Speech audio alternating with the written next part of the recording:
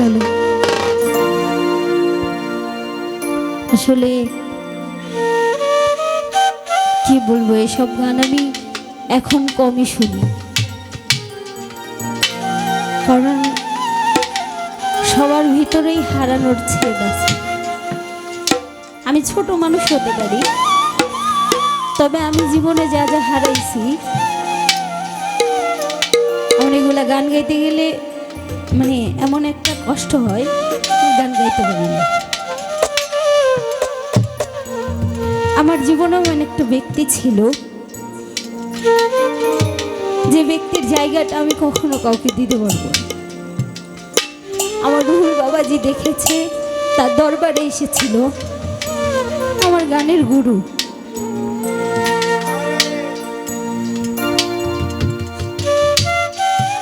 আমি এই গানটা যখন বিচ্ছেদ গান করতে যাই, শুধু তার কথা মনে পড়ে। আমি যখন এই টাঙ্গালে এসেছি, আমি আমার গুরুর হাত ধরে এসেছিলাম।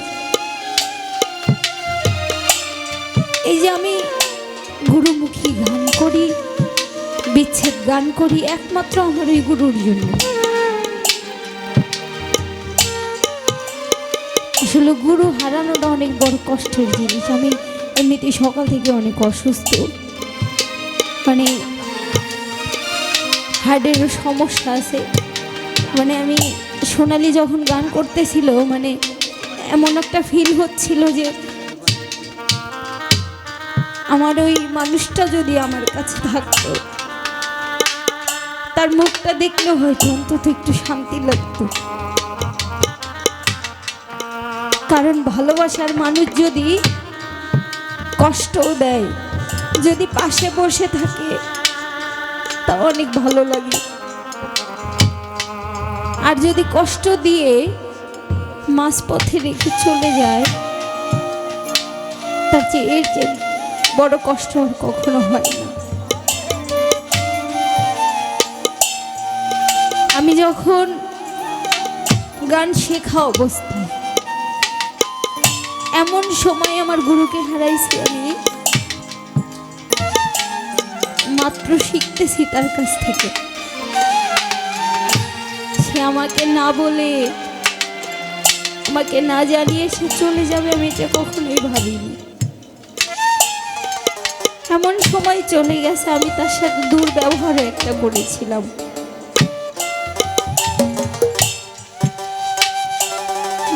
যেদিন মারা যায় তার আগের দিন আমাকে বারবার আমার স্যার ফোন দিচ্ছিল, বলতেছিল তুমি একটু ক্লাবে আসো, আমি একটু তোমার গান শুনবো, আমার ভালো লাগছে না। কিছু কিছু মানুষ থাকে, মৃত্যুর আগে তাদের মনে একটা ডাক দেয়, ছটফট করে মনটা। সে আমাকে বারবার ফোন দিচ্ছিল, কিন্তু আমি সেই দিন এতটাই পাষাণ হয়ে গেছিলাম যে আমি তার কথাই যাই নাই। আমি বলছি স্যার আমার ভালো লাগছে, আজকে যাব না, আমি কালকে যাব। আমি জানতাম না যে কাল পর্যন্ত আমার স্যার আর বেঁচে থাকবে না। আমি ঘুম থেকে ওঠার আগে শুনি সে আর এই দুনিয়াতে নেই। তখন আমি নিজেকে, এখনো পর্যন্ত আমি নিজেকে ক্ষমা করতে পারি না, কারণ সে মৃত্যুর আগে আমার কাছ থেকে গান শুনতে চেয়েছিল, কিন্তু আমি তাকে সেই গানটা উপহার দিতে পারিনি। এটা হচ্ছে আমার মনের বড় একটা কষ্ট। আমি যখনই এই গানগুলো গাই, আমার ভিতরটা ভেটে ছৌছির হয়ে। বিচ্ছেদ তার জন্যই যার বিচ্ছেদ আছে, যার বিচ্ছেদ নাই সে কখনো বিচ্ছেদের জ্বালা বুঝবে না। শুধু গুরু হারাইলেই হয় না, অনেকের দেখা যায় যে 10 মাস 10 দিন পেটে ধরে লালন পালন করে বড় করেছে, যে বাবা সারা জীবন ইনকাম করে বড় করেছে একটা সন্তানকে, তখন যখন তারা চলে যায় মাঝ পথে রেখে, সেই সন্তানের একটা বট গাছ যেমন থাকলে ছায়া দেয়, সেই বট গাছটা চলে গেলে তাপ লাগে, রৌদ্র লাগে, তো সেই সন্তানের জীবনে সেরকম হয়ে যায়। আমার জীবন থেকে যখন আমার এই মূল্যবান জিনিসটা হারিয়ে গেছে, এই যে একা একা ঘুরে বেড়াই, যদি মূল্যবান জিনিসটা আমার থাকতো তাহলে হয়তো আমি আজকে সঙ্গী ছাড়া এখানে আসতাম না, আমার দয়ালকে সাথে নিয়ে এখানে আসতাম, আমার গুরুকে সাথে নিয়ে এখানে আসতাম। আসলে তাকে ভালোবাসার কথাটা প্রকাশ করা যাবে না। আর দয়াল তো এমন একটা জিনিস, দয়ালকে সুখে কখনো পাওয়া যায় না, দুঃখের মাধ্যমেই দয়ালকে পাওয়া যায়। যেখানে গুরুর সাথে দুঃখ আছে ওখানেই গুরু নিয়োজিত থাকে। তুমি যখন সুখ সাগরে থাকবে, সুখে ভাসবে, তখন তোমার ওই দয়ালের কথা তোমার স্মরণও হবে না, তোমার মনেও হবে না। তোমার যখন টাকা থাকবে, সুখ বিলাসিতা থাকবে, তখন তোমার দয়ালের কথা মনে পড়বে না। যখন তুমি কষ্টে থাকবে, যখন তোমার দরকার যে আমার এই দুনিয়াতে আর কেউ নেই, তখন তোমার দয়ালের কথা মনে পড়বে। এই জন্য কবি বিজয় সরকার গান লিখেছেন, আমি সুখ সাগরে বাইব তরি, দুঃখ সাগরে বাইব তরি।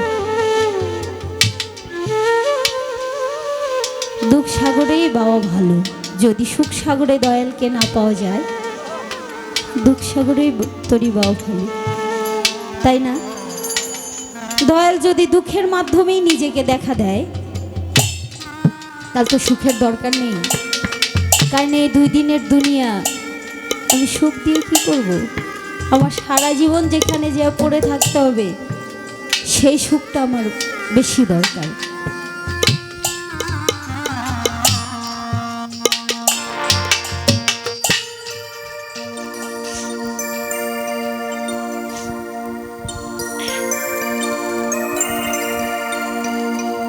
আমি আর যাব না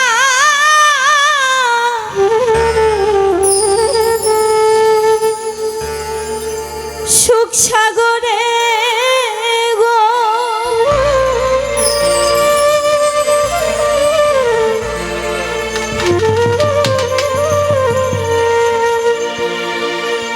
দয়াল আমি সুখ পাইলে তোমায় ভুলতে পারি কাশেম চান, সুখ পাইলে তোমায় ভুলতে পারি, দুঃখ সাগরে আমি বাইব তরি।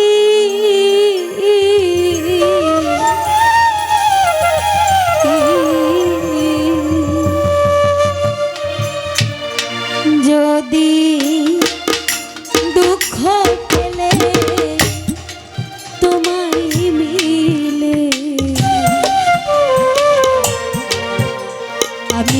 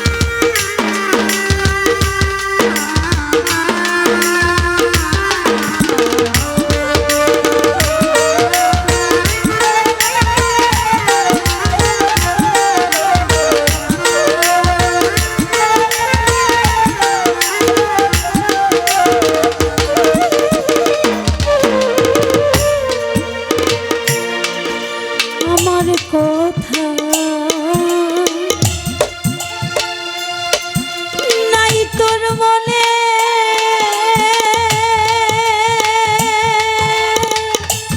ও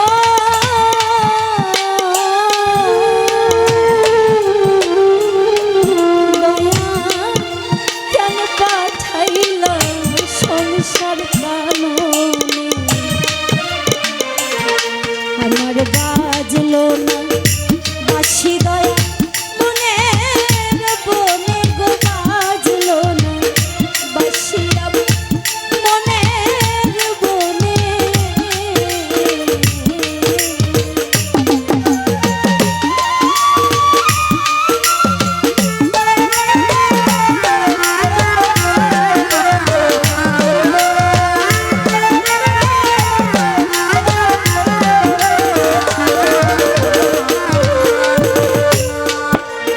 আমার কথা নাই তোর মনে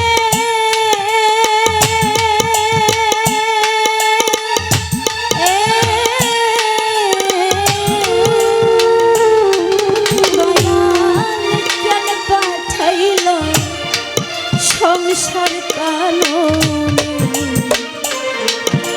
আমার বাজলো না বাঁশি কাশেম মনের বনে গো বাজলো না বাঁশি আমার মনের বনে আমার পরাণ পাখি যাইবার বেলায় গো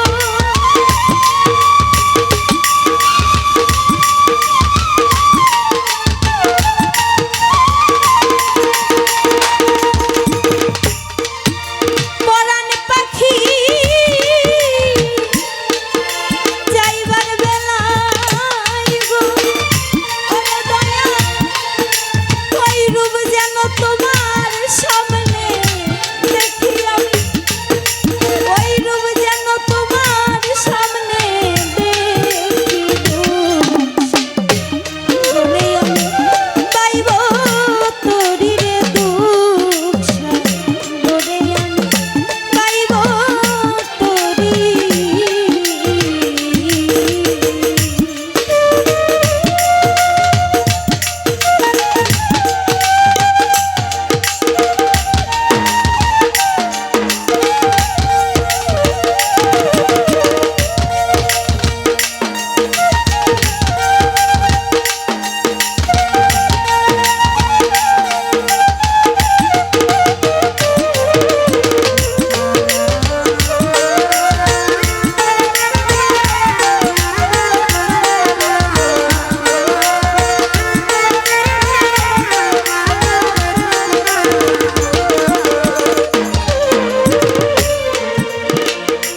পাগল বিজয়েরি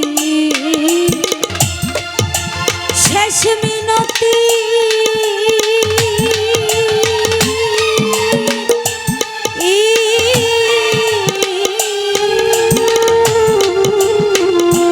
দয়ালে শ্রীচরণে যেন থাকে মতি আমি হই না যেন দয়াল অন্য গতিরে হই না যেন দয়াল অন্য গতি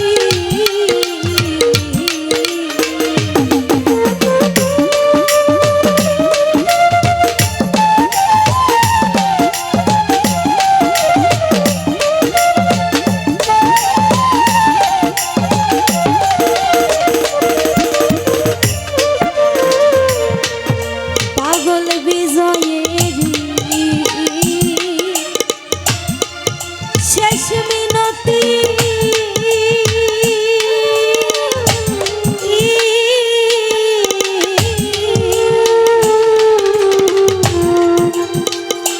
দয়ালে শ্রীচরণে যেন থাকে মতি আমি